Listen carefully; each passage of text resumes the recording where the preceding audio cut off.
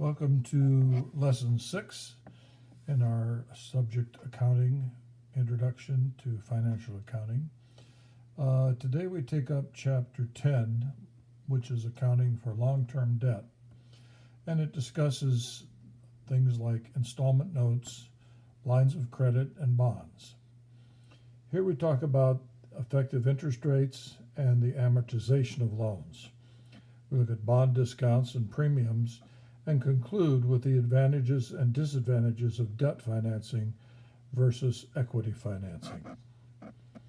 An installment note is a loan that requires payment of interest and principal at regular intervals. The text presents the basic calculations used for scheduling these payments. We also look at the entries for recording notes payable or installment notes and paying them off. A line of credit enables a company to borrow or repay funds as needed under a general agreement. These are typically 1 year only, but since they are usually easily renewable, we consider them as long-term debt instruments as well.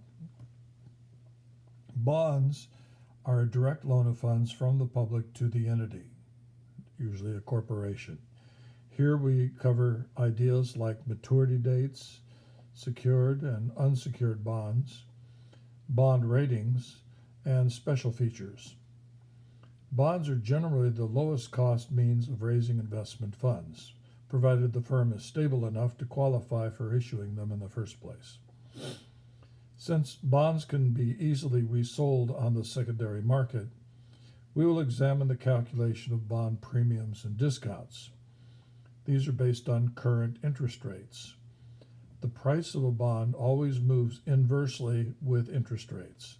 That is, as the rate goes up, the price of the bond falls and vice versa. We next take up the concept of financial leverage and discuss the tax advantages of debt financing. In this topic, we also introduce ratio analysis, and we'll take a look at several of the important ratios used to measure the financial performance of a firm. In the next chapter, we take up equity financing and the advantages and disadvantages of this method of raising investment capital. Essentially, these are two of the three ways that corporations have of raising money, either to borrow it, to issue stock, that is to sell themselves, or to generate profits from operations that can be reinvested. By the way, please remember to fill out the course evaluation form. There's one available online for those of you taking this class online. I believe we'll be also administering the same evaluation during class Friday night. Look forward to seeing you there, and let's take a quick look at the Lesson 6 objectives and activities that we'll be taking up. We list 1, 2, 3, 4, 5, 6 objectives.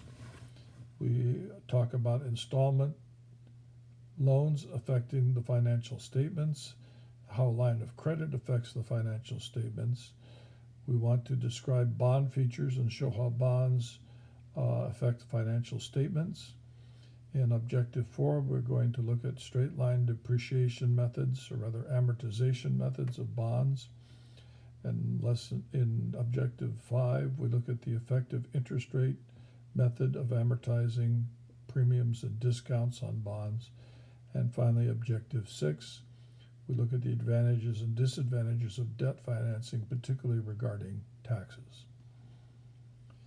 Note that this is the only chapter represented in the lesson, and that our problem set is fairly brief, and it includes from Chapter 10, Problem 2, 5, 7, 15, 16, and 17, and a comprehensive problem.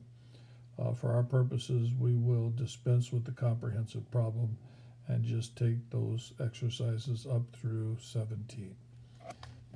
Looking forward to seeing you in class. We're going to mark tonight the 75% completion benchmark, and so we only have a quarter of the term to go. So good job so far. Keep up the steady effort.